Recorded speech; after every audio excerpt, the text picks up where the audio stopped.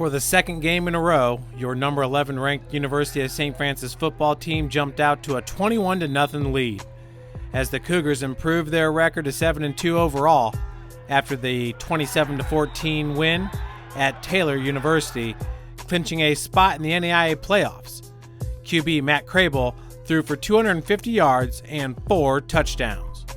It was a good win for us. I thought we played hard. We came out firing on all cylinders. It's about what I had expected. I think Taylor is a scrappy bunch. They're going to fight you all the way to the end, which they did. But we made some big plays. We've got receivers that are playmakers. We've got a quarterback that's getting it there right now. And we ran the ball pretty effectively. I thought defensively, you're right. I mean, we were making some big hits and swarming the football. So it's good to see that. And the week off hopefully has helped us get healed up a little bit more as we go into postseason. Going into Taylor especially, we didn't get the most possessions. I think we only had 17 plays in the second half, but I think for the most part we did what we needed to do. We put the ball in the end zone at the end of the day, which is what we need to do. That was the biggest thing going into those games, where we had to get back to what we did best on offense. Struggling against Siena Heights and dropping that game, we couldn't afford to lose another. So going into Lawrence Tech and Taylor, we knew that the offense had to turn it on. And I think we did a really good job of getting back to what we did best, and I think it showed. The Cougs also got back to some hard hitting, menacing the Taylor QB. Yeah, I actually told the Taylor quarterback I respect him. I said he's a tough kid because he was taking some shots, but it's awesome. TVon has really stepped up this year. With a lot of injuries. Thornberry going down, Vanover going down, Jim Bob not playing a few games. I think he has had a really good season, and it's good to see him because he's a really good kid. But Jim Bob's Jim Bob. He's gonna make plays out there. He's gonna lay a hit on the quarterback, and that it just gives us so much energy out there, to see that happen. Not only the defense, but the offense too, to see those guys getting those hits and making those plays and getting excitement. That's what it's all about. I think the games that we lost, that we struggled with, is we struggled with excitement.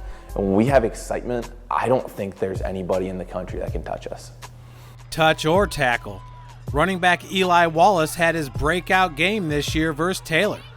His season was cut short a year ago with a knee injury. And against the Trojans, the junior carried the ball 6 times for 121 yards. A week after his great performance, USF found out its first-round opponent, and the Cougs will travel to Campbell, Kentucky to play number 6 ranked Lindsey Wilson. Yes, he did. He's a different kind of runner. Each one of those guys has a little different thing they bring to the table. I mean, he's a powerful kid. I mean, he can run over you. Martell's a good zone runner. But Eli runs his own very well. And Tony Johnson's a guy, you want to get out in space, and great speed and open field guy. PJ Dean looks like he's finally back. So that brings a different element into it. Great receiver out of the backfield, and big play guy as well, great speed. So anyway, finally getting healed up, but we're going to need to be our best facing an outstanding Lindsey Wilson football team. They're undefeated. They're champions of the Mid-South Conference. As I have watched their film, probably the best passing team we've seen all year. They throw it, and they throw it well. And they've got a receiving core that has speed, the best collectively that we have seen. Defensively, they fly around the ball. Again, they're very, very athletic. So it's going to be a challenge for us. This is the most injuries I've ever dealt with on a team, and so being able to fight through those and fight through that adversity is so important going into the playoffs. We have 3 really good running backs, between PJ, Martell, and Eli, and even TJ stepping in. We have some really, really good backs, and I think Telly has had an unbelievable season. He has really stepped up when injuries have hit, and Eli is just starting to hit his stride now too, playing a really good game against Taylor. So with PJ coming back, we just have, it's going to be hard for other teams to handle all three of those guys stepping in. You know, we can rotate those guys in, keep them healthy, keep them fresh, and I think it's going to be hard for them other teams to handle. In his second year as the starting quarterback, junior Matt Crable leads the MSFA Mideast with 21 touchdown passes, and is second in the conference, averaging 206 passing yards per game. He was voted All MSFA Honorable Mention. Yeah, you know, coming in, I mean, he was kind of like a freshman last year, going through the transition, getting to know the guys, and that sort of thing. I mean, our backs were up against the wall in the middle of the season. We had 2 losses in a row, and probably should have had a third. Pulled that Siena Heights thing out, which got us into the playoffs, and lo and behold, we're all the way to the Final Four. So it was kind of a miraculous year, looking at some of the obstacles and things that we had to deal with.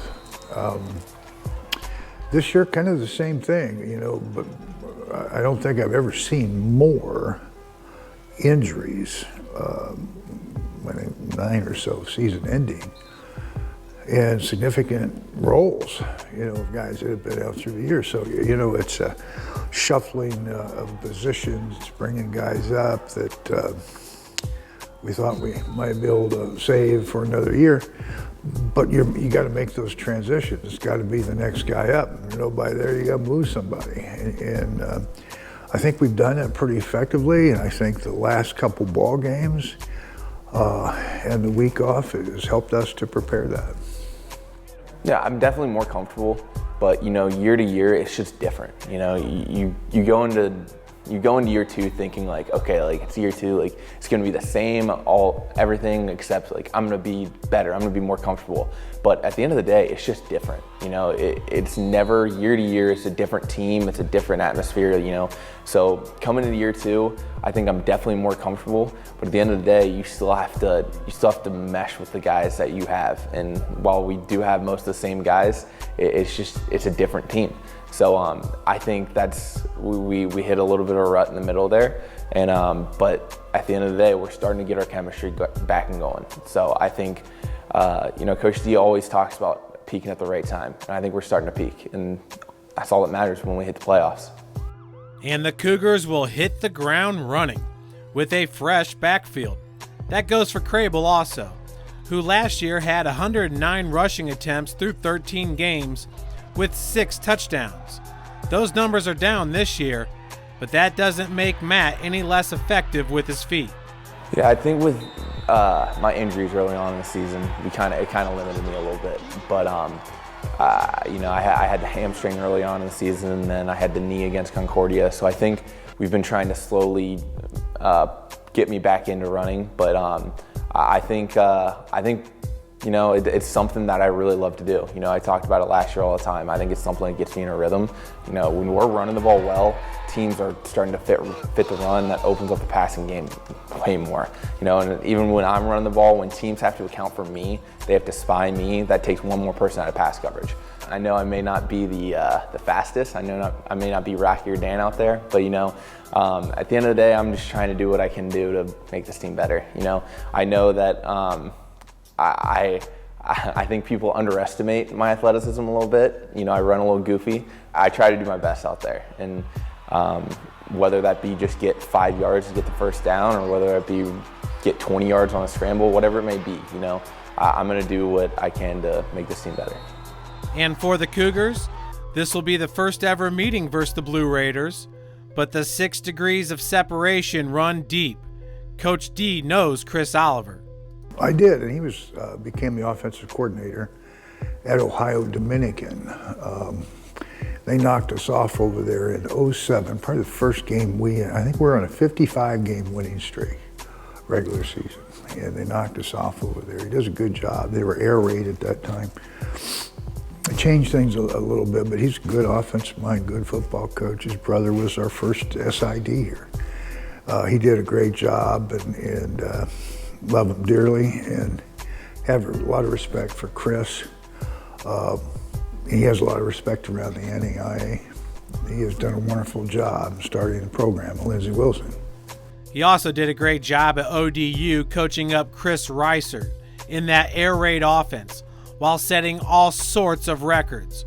Reiser, who holds the MSFA record for career passing yards, was a childhood hero of sorts to Crable when Reiser was the QB at Cincinnati Moeller High School. I grew up watching Chris. Chris was the quarterback that I tried to emulate myself out of, because when my dad was the coach at Moeller, when he was the quarterback, I was 8, I think. So I knew I wanted to play quarterback from the time I was 5 years old. So watching him, he was kind of the person that I really grew up wanting to play quarterback after. And, seeing the success that he had at Ohio Dominican, breaking all those records and now being the head coach at Tiffin and having a lot of success at Tiffin, he was somebody that I really, really looked up to. And now the Cougar faithful are looking forward to facing a Blue Raider team that can sling it and put up points. Lindsey Wilson ranks number 4 in the country in scoring offense, averaging 44 points per game. Well, I'm excited for a new opponent. One that you haven't played before, that always brings some excitement to it. I think our guys are excited about playing. You want to find out the difference in competition levels from one conference to another. We believe our conference is probably the strongest in the country, and we got 3 teams in our side of the league that are playing this weekend, so we'll see how we all fare. Yeah, it's somebody different. That's the biggest thing at this time of the year. We play the same teams year after year, and it can get a little dry. This is the time of the year where it's like, okay, somebody new, let's go. And so, they're a good team. They're a really good team. Obviously, they're undefeated. They're gonna bring everything they got. So they do some good things on defense. I can't speak for their offense, but their secondary is very fast. Their D-line's pretty good. Their linebackers are good. They have a lot of interceptions this year. So I think that's going to be the biggest thing is keeping the ball in our hands, keeping the turnover margin in our favor, and taking care of the ball.